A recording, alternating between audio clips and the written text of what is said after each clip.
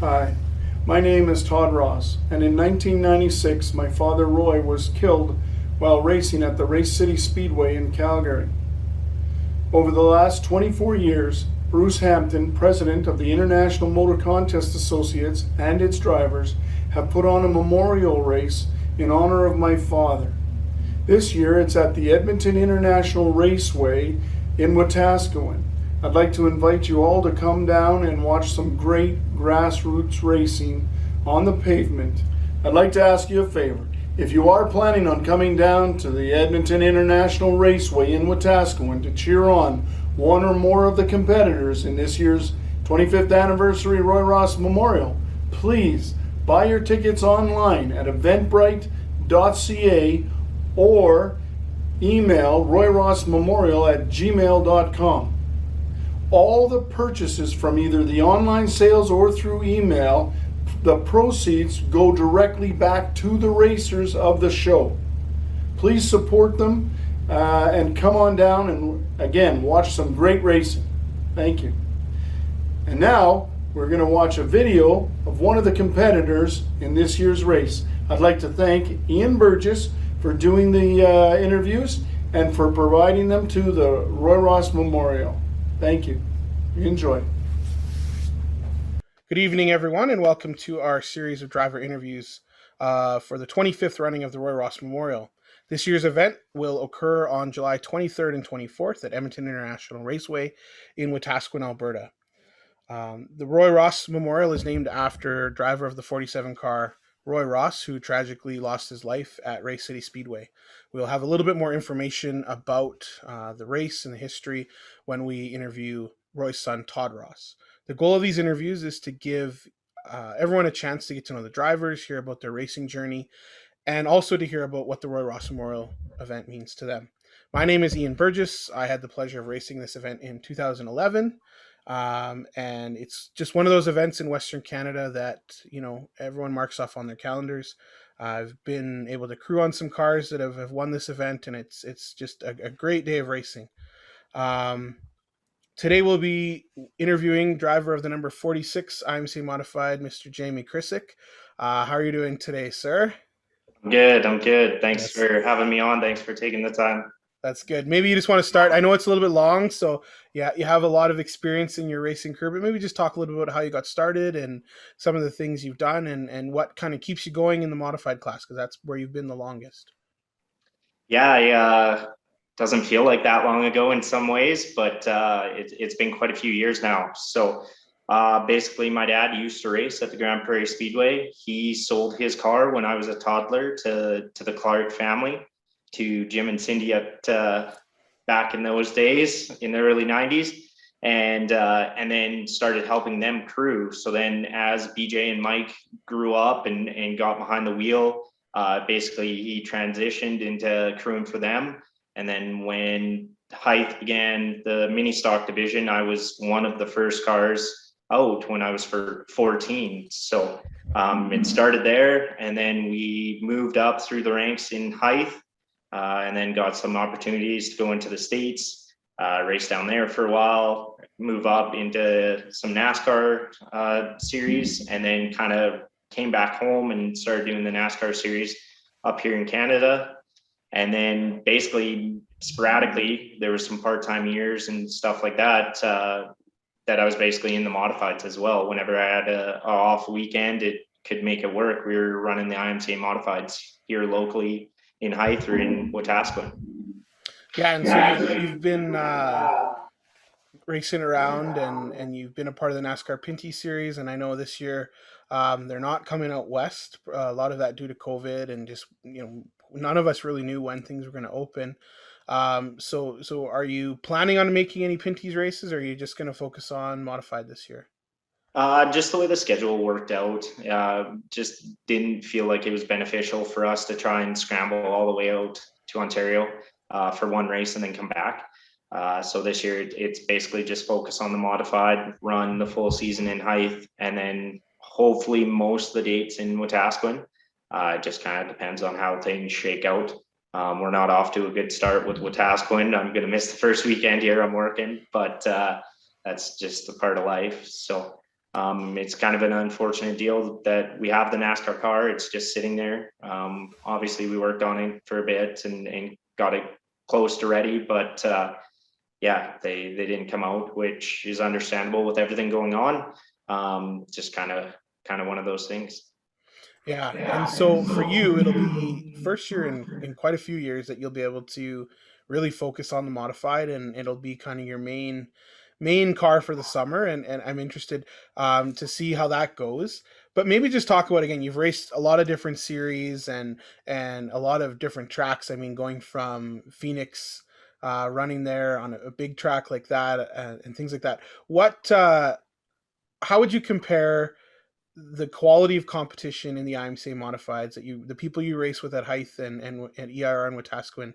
Um, what would you say about your competitors and the quality of the drivers in this class?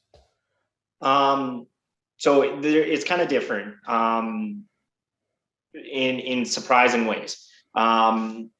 Basically, in the Pinty Series, in the Can-Am Series, when I was down in the States, everybody that's in that series has won a championship or done really well at local levels, and they've moved up till they get to that point. So not that it's not competitive all the way through the field, but basically it's a battle no matter where you are, what you're doing, who you're racing against, and you can run into the guy and you might not see him again. Do you know what I mean? So don't get me wrong, with the modified series, we're all friends. We get mad at each other. Do you know what I mean? We're not always on the best of terms, but at the end of the day, we're racing against each other the majority of the summer and have been for quite a few years. Obviously, with rookies getting in and new drivers coming into the series, that they're new people, but there's always the McTavishes, the Clarks, the Chad Malone. Now Ryland's there. Like there's a great core of drivers, and it's definitely got a lot closer, the competition level, in recent years. I know probably 10 years ago there was definitely strong competitors, but just not as close of a field. Essentially, you have quite a few different cars that are going to be threats to win every weekend. I know the Roy Ross event, everyone, like you said, circles it on their calendar and looks for it at the start of the year. It's one of our big events, if not the biggest, and there's going to be a lot of people that are threats to win, and I really hope that we're one of them.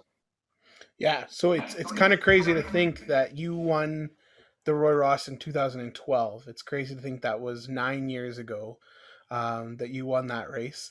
I don't know how much you remember. Maybe just talk about what that was like winning your first Roy Ross Memorial. You've been on the podium a few other times. Last year, again, you came in third place and were a big part there and right up there. What was your win? What do you remember from that race, from that night?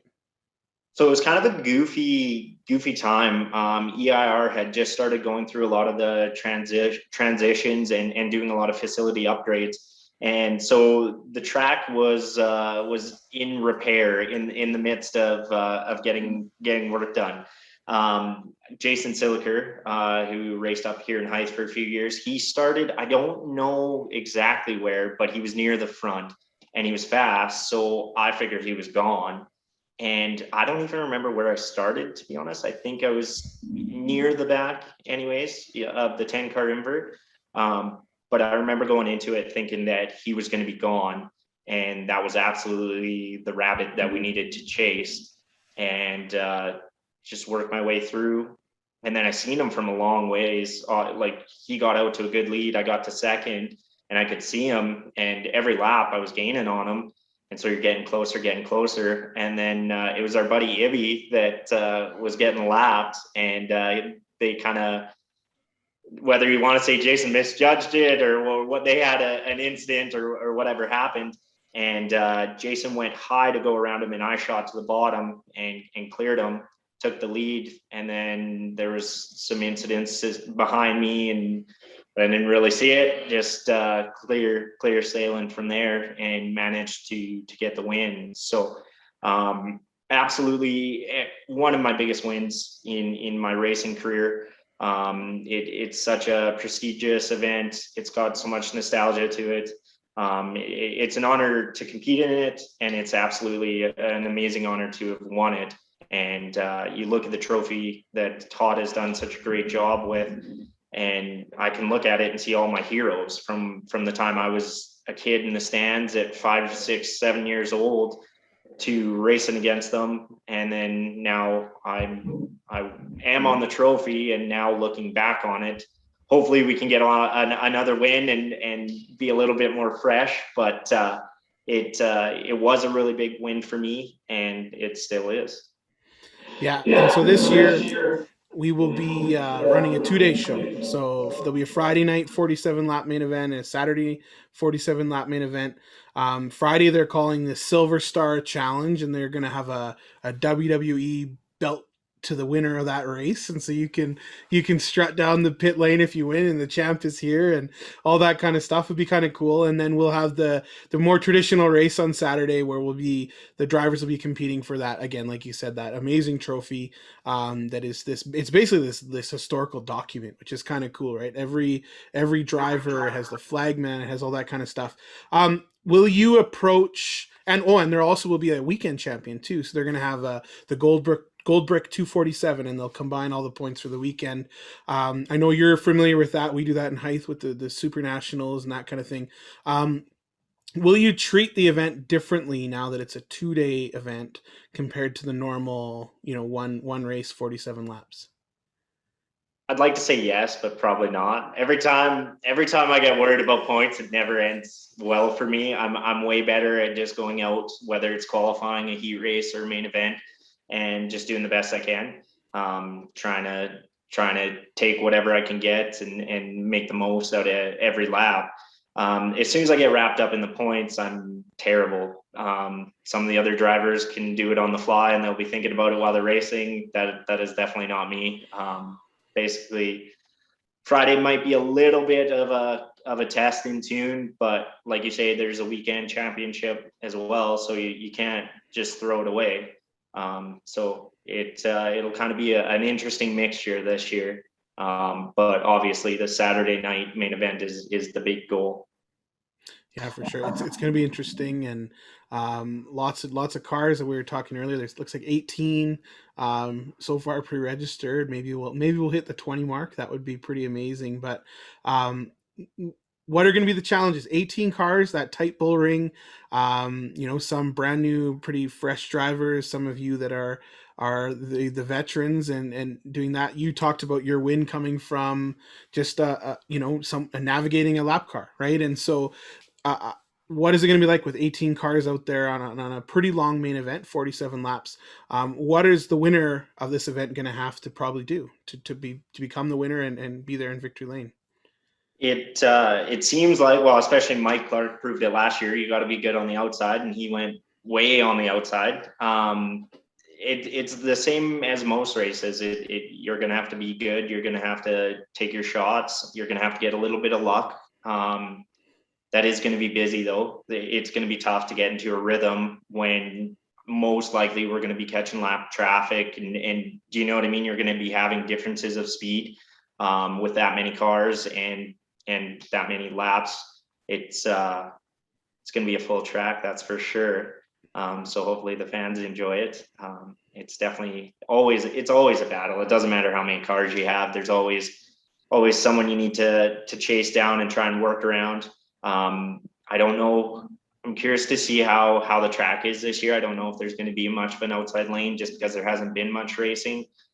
Typically there's not there, but yeah, we made some gains last year, so I was really happy with that compared to where we were the last couple. I'm hoping to keep that going forward, but you never know till you're there and actually in the mix.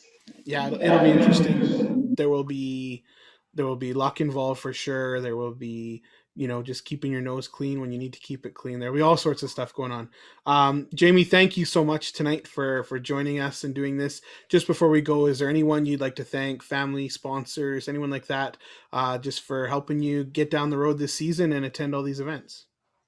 Yeah, absolutely. Well, thank you very much to you, Ian. Appreciate all your time and dedication to the sport.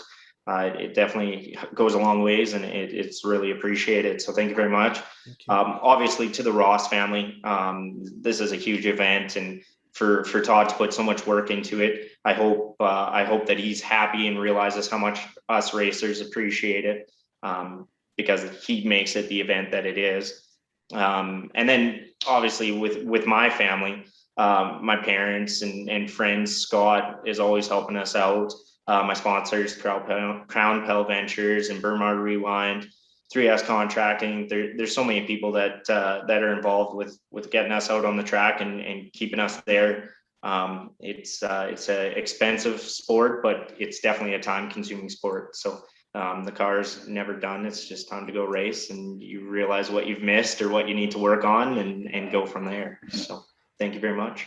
Yeah, well, we hope the season goes well. We hope the Roy Ross goes well. We hope maybe there's a belt in the future for Hollywood, and maybe another picture on the trophy would be pretty cool.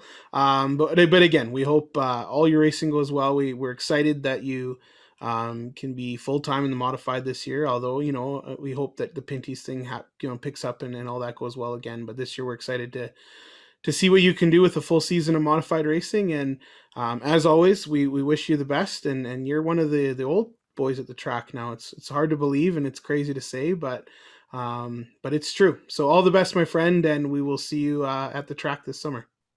Perfect. Thanks, Ian. Take care. You too.